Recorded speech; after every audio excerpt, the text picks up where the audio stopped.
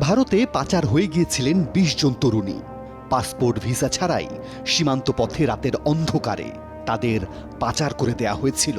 এরপরে যাত্রাটা শুধুই অন্ধকারের।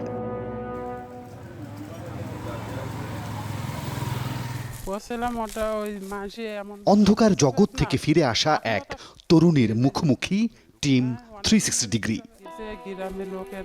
যশোরের এই তরুণীর ছদ্মনাম রত্না। ভারত থেকে উদ্ধার হয়ে ফিরে আসলেও রত্নার বাকি জীবনের পথটা এখন ঝাপসা। গ্রামের লোক কথা হয় না, এখনো পর্যন্ত কথা হয় না। বিদেশে এই ইয়ে করি মানে তো আমরা কারোর সাথে প্রকাশ করতে পারি না, বুঝলেন?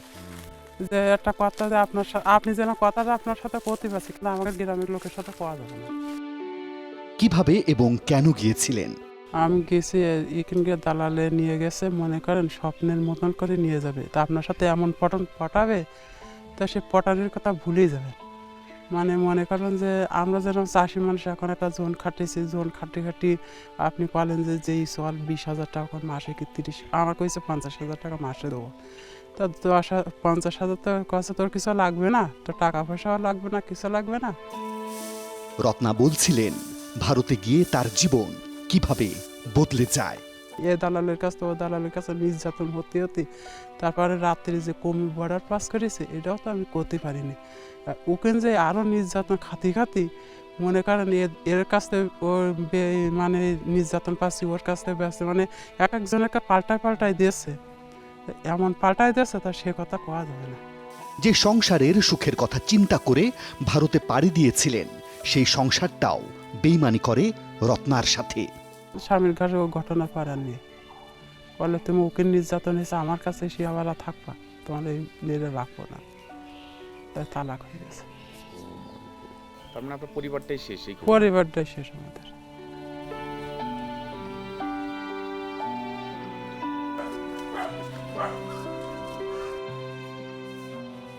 ভারত থেকে সদ্য ফেরত আসা আরও একজন ভুক্তভোগীর অভিজ্ঞতা শোনা যাক।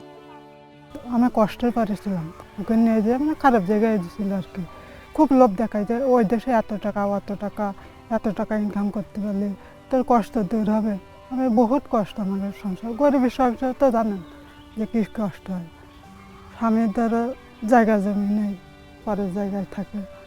এখন আমি এটা ভাবেছি যে আমি বাইরে গেলে আমি কিছু করতে পারবো, কিন্তু এই যে হবে আমি ভাবতে পারি।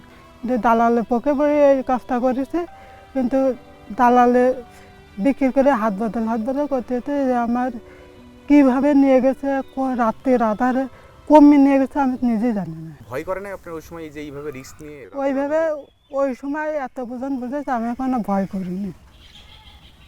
ভয় করে নাই? না, এখনো ভয় করিনি। যাওয়ার পরে কি ভয় পাইছি? যাওয়ার পরে যখন এই হলো, সেখন তো ভয় এমনি পাতে হয়। নির্যাতন করছে এটার জন্য? হ্যাঁ। কিংবা যেই কথা বলছে সেটা মিলে নাই তো? মিলছে না, সে যে কথা বললে আমার নিয়ে গেছে সে কথা কোনো মিলিনি। আপনার সাথে কতজন গেছিল?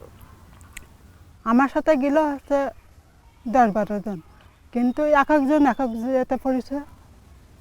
ও আচ্ছা। ওরা কি একই এলাকার নাকি বিভিন্ন জেলার? বিভিন্ন জেলার। তাই নাকি?